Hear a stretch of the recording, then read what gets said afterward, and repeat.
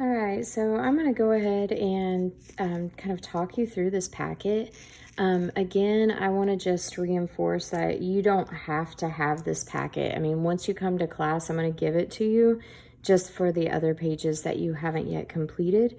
And you will need it toward the end, but I will have seen all of my classes at that point.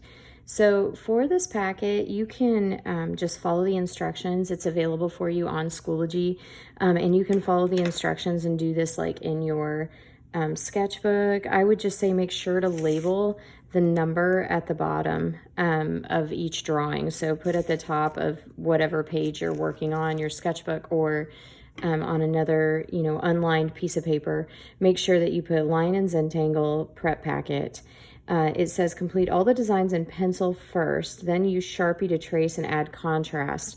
Fold the other pages off to the side so it doesn't bleed through. So once you start using the Sharpie, you want to, these pages are not stapled because this was my copy that I made copies from, but you will want to fold it off to the side because otherwise it will bleed through. And then you might want to put something under the surface that you're drawing on so that you don't end up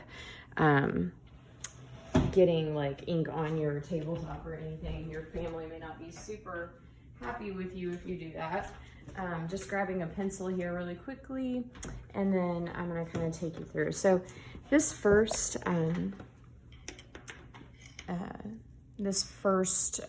page, listen, I haven't had a lot of sleep, so I'm probably gonna say some weird stuff. This first page says draw 8 different line widths or weights from thick to thin below. So the goal here is that we start thinking about line as having weight, so that all of our lines don't look exactly the same in exactly the same thickness. That can tend to take away from the interest or the dimension in your drawing. So I'm going to start out, and the way that we're going to make thicker line widths, and in fact with this one I would say in particular you could start out with your thin Sharpie. I have a Micron here. I don't have a ultra fine tip Sharpie. I'm going to do the thinnest line I possibly can, and that actually I was just covering the pencil. That wasn't my thinnest line, so now I'm going to do one that's even thinner. I can vary my pressure. So that went from to super thin. They don't have to be in order or anything, but I may try just pressing a little harder. The goal here is that you figure out how to do a variety of different line widths. I would say do at least 4 with your really fine tip.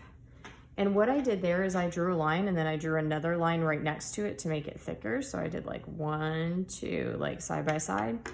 And then, so this ultra fine, or this fine point Sharpie is not gonna be as great with line variety. So I'm gonna go ahead and do a 5th line.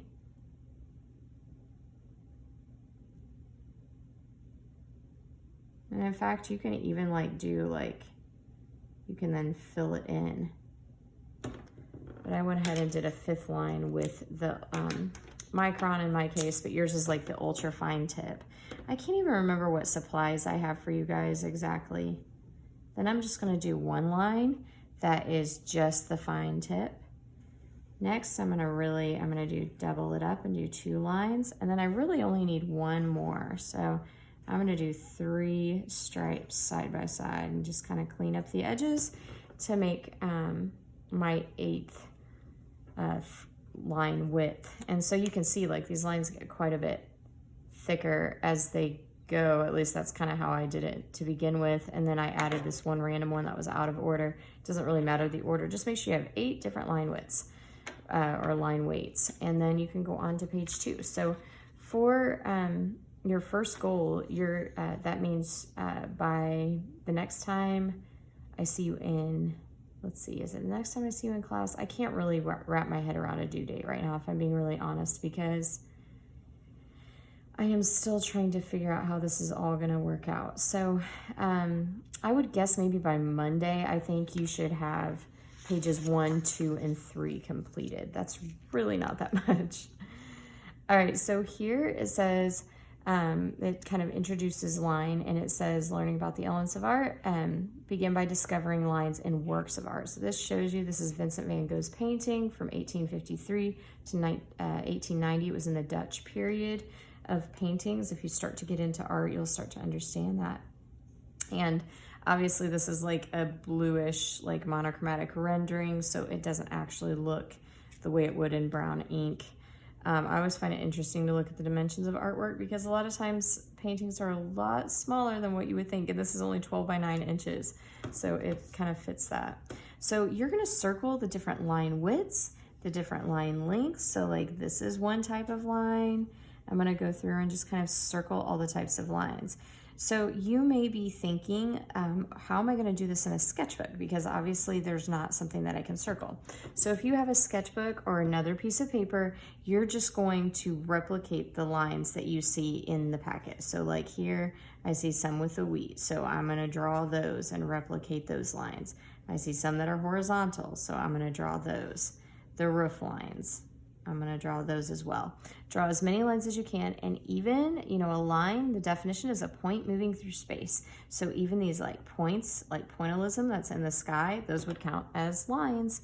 And then I have curved lines up here by the clouds. So you're just going to draw this in an area. Just make sure again that you label that it was page 2. And then for page 3, you're just going to follow the directions. So what I want you to do is challenge yourself a bit. So like where it says thin lines, I want you to draw the thinnest lines you possibly can. So pressure application is a skill, a developmental skill for high schoolers to work on. And so what I tend to do is use this like pad or cushion part of my hand to almost act as like hydraulics in a sense. So I allow my pressure, like do I push into my hand or do I let up on my hand? And so if I don't put much weight on my hand, then I basically am just resting my hand. In fact, you may want to hold your pen or your marker a little bit lighter, and I barely want the tip of this pen, this micron, to touch the surface. So get your thinnest pen and make the thinnest lines that you possibly can, and try different types of thin lines. Like they can be wavy, swirly. Thin lines in an artwork give a sense of lightweight, and that kind of makes sense. Then for thick lines, you're gonna do exactly the same thing. You're gonna experiment with a variety of lines. I would, you know, do the like, it should be multiple thick lines in a variety of weights. This one I'm going to make like super thick just by doing stripes, and it's probably bleeding through. This is where I should have taken my own advice for, yeah, it did bleed through a little bit. So you want to make sure you're not bleeding through. Just get like, again, a scrap paper or something that you can use so that it doesn't bleed through onto your other pages.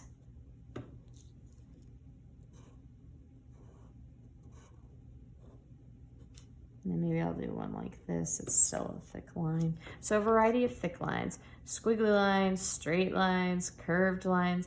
I mean, I want you to experiment. So you should have a minimum of 4 different lines for each of these. So I'll put minimum of 4 lines for each category. Let me just explain a couple of things. Let me see if there's any you don't know. Crosshatch lines, that's like doing a hashtag, only it doesn't have to just be 2 lines and 2 lines. So crosshatch lines are lines that go counter to each other. You can make them closer together. They don't have to be perfect, like it doesn't have to look like a perfect grid. And these actually end up creating values. The more lines that cross over each other, the darker the value gets. Parallel lines, you know, those are lines that never intersect. Spirals, I mean, I'm guessing you guys know what all this is. Dotted lines, dotted or dashed lines. Zigzags, I think everything else is self-explanatory. So you only need to go through page 3 for Monday, by Monday, and then we'll continue on with the packet. I would suggest that you wait to move on until I prompt you just to make sure that you understand all of the instructions as they are listed. So I hope you guys are doing well, and I will see you when I see you in class.